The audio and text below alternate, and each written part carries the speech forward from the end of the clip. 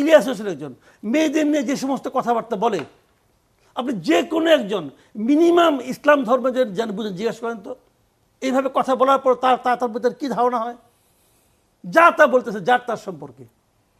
তো এগুলি কি আমার ভাবতে লজ্জা হচ্ছে যে এই লোকটা একসময় সাংবাদিকও ছিল ইলিয়াস।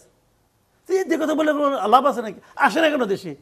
এত বড় বিপ্লবী তারা চেগুয়ে ভাড়া হয়ে গেছে, আসে না কেন দেশে? আসুক, আমি তাদেরকে ওপেন চ্যালেঞ্জ করি, আমার সঙ্গে বসুক, ইলিয়াস বসুক, পিনাকি বসুক, দুইজনে একসঙ্গে বসুক, ওপেন চ্যালেঞ্জ আমার, বসুক আমার সঙ্গে, দেখেন তারা লজিক দিয়ে পারে কিনা।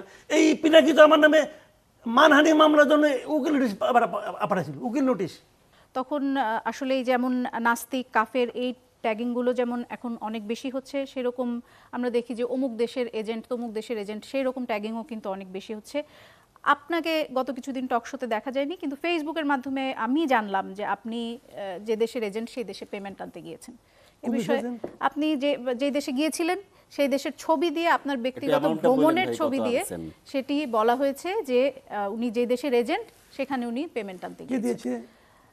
ফেসবুকে একজন ইউটিউবার, আমি নাম না বলি এখানে, নাম বলেন, আমি নাম না বলি, আমার ধারণা আপনি নাম জানেন। আমি নাম জানি কিন্তু আপনি বলেন না, আপনি বলতে লজ্জা পাচ্ছেন কেন? না, আমি লজ্জা পাচ্ছি না। পিনাকি ভট্টাচার্য দিয়েছেন। পিনাকি ভট্টাচার্য কোথায় থাকে?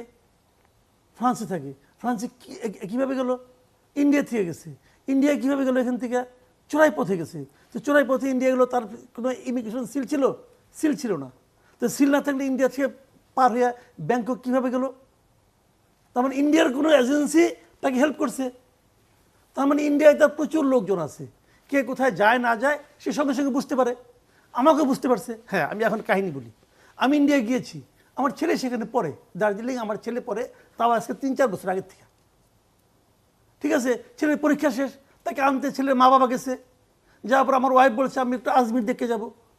আজমির সে যাবে, আজমির তারপর নিয়ত ছিল গেছে। আপনি তো যে কোনো কারণেই যেতে পারেন। গেছি না, আমি গেছি। এখন আমার কোশ্চেন হলো কি, আমি কখন বাথরুমে যাব সেটাও কি ওর কাছে বলে যেতে হবে?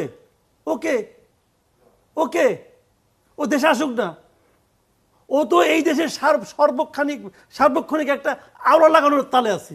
আজকে সে বিএনপির গাইলায়, কালকে এনসিপির গাইলায়, পরশুদিন ডক্টর ইউনূসকে গাইলায়, আর ওর তো আর অন্য ওর ফ্যামিলি কাহিনী আর না বললাম, ওখানে গাইলার কেউ নাই। এগুলো বলে তবে লাভ নাই। কে কি বললো না বলতে কিছু যায় আসে না আমার। আমি আচ্ছা ঠিক আছে, আমি যাওয়ার কয়েকদিন আগে, আমি যাওয়ার কয়েকদিন আগে খলিল সাহেব গেছে, খলিল সাহেব গেছেন ওই দেশে, এবং খলিল সাহেব নির্ধারিত দিনের একদিন আগে গেছে। কেন একদিন আগে গেল কেন?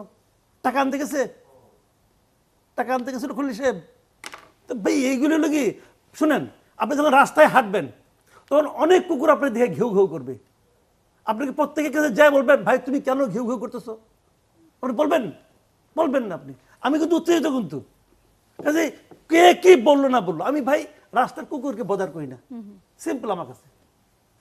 কিন্তু এই ধরনের ট্যাগিং এর রাজনীতির সামনে আপনাকে হয়তো তিনি বিব্রত করতে পারছেন না, বা আপনাকে হয়তো তিনি আমাকে রাগান্বিত করতে পারছেন, কিন্তু আরো অনেক মানুষ তো আছেন যে যাদেরকে এই যে ওই দিন গুজার গেছে না, ওইটা এক সময় ছিল। রাজনৈতিক বিতর্কের সাথে রাজনৈতিক বিতর্ক, ন্যারেটিভের সাথে কাউন্টার ন্যারেটিভ আসবে, কিন্তু এই ধরনের যে নাস্তিক, মুরতাদ বা হচ্ছে অমুক দেশের দালাল, এই ধরনের ট্যাগিং গুলো সাম্প্রতিক সময়ে অনেক বেশি বেড়ে গেছে। এই ট্যাগিং গুলো যখন ছিল ওনার দ্বারা অনেক কিছু হইতো, উনি এবং ওনার আরেক সাংঘাত আছে আমেরিকাতে, এরা মিলে আগে অনেক কিছু করতো। এখন এদেরটাকে পিঁপড়া নড়ে না। এরা একবার বলছিল না সিবি ভাঙবে, কেউ গেছিল? যায় নাই। আরেকদিন বলছিল না আর্মিতে কু হচ্ছে, সবাই রাস্তায় নামেন, এটা পিপিলি কেউ নামে না। 32 নাম্বার ভাঙতে অনেকে চলে গিয়েছিলেন, আগের বার গেছিল, ওই তো তখন গেছিল, এখন তো আর যায় না। এখন পাবলিকে বুঝে ফেলেছে ওদের অন্য ধান্দা আছে। এই সমস্ত ধান্দাবাজ দেবে দেশ চলবে না। ওরা আছে দেশে একটা আওলা লাগাইয়া অন্য কোনো দেশের সুবিধা করার জন্য, ওদের ধান্দা হলো এইটা। বিশেষ বিশেষ দলকে, এই যে ইলিয়াস হোসেন একজন মেয়েদের নিয়ে যে সমস্ত কথাবার্তা বলে, আপনি যে কোনো একজন মিনিমাম ইসলাম ধর্মের যেন বুঝে জিজ্ঞেস করেন তো, এইভাবে কথা বলার পর তার ভিতরে কী ধারণা হয়, যা তা বলতেছে যার তার সম্পর্কে। তো এগুলি কি আমার ভাবতে লজ্জা হচ্ছে যে এই লোকটা একসময় সাংবাদিকও ছিল ইলিয়াস। তো এই কথা বলে কোনো লাভ আছে নাকি? আসে না কেন দেশে? এত বড় বিপ্লবী তারা চেগুয়ে ভাড়া হয়ে গেছে, আসে না কেন দেশে? আসুক, আমি তাদেরকে ওপেন চ্যালেঞ্জ করি, আমার সঙ্গে বসুক, ইলিয়াস বসুক, পিনাকি বসুক, দুইজনে একসঙ্গে বসুক, ওপেন চ্যালেঞ্জ আমার, বসুক আমার সঙ্গে, দেখেন তারা লজিক দিয়ে পারে কিনা। এই পিনাকি তো আমার নামে মানহানি মামলার জন্য উকিল নোটিশ পাঠাইছিল, উকিল নোটিশ আমাকে পাঠাইছিল এই ধানমন্ডি এক ল ফার্ম দিয়ে। ওই নোটিশে আমি ফালাই দিছি, কি হচ্ছে আবার? তো ওগুলো ওগুলো আমি গুনি নাকি রে ভাই? শেখ হাসিনার গুনি নাই, আর কোথেকে এগুলি আইছে? এই দেশে বসে আমি শেখ হাসিনার বিরোধিতা করছি, আপনার অনুষ্ঠানে বসে করছি, কি হয়েছে?